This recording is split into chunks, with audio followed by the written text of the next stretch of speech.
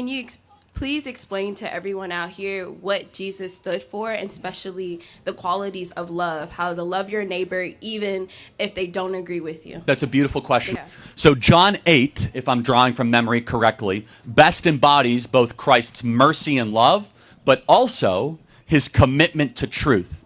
And sometimes in the modern gospel, we overemphasize the grace and we underemphasize the truth. Yeah.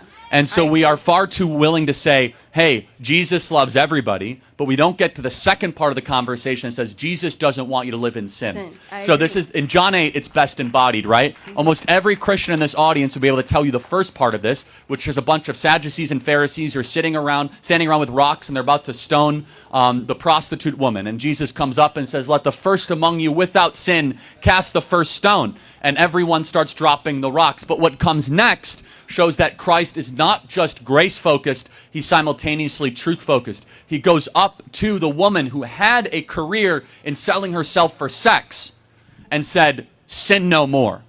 Now, imagine today how much trouble you would get in if you would go up to somebody and say, stop sinning.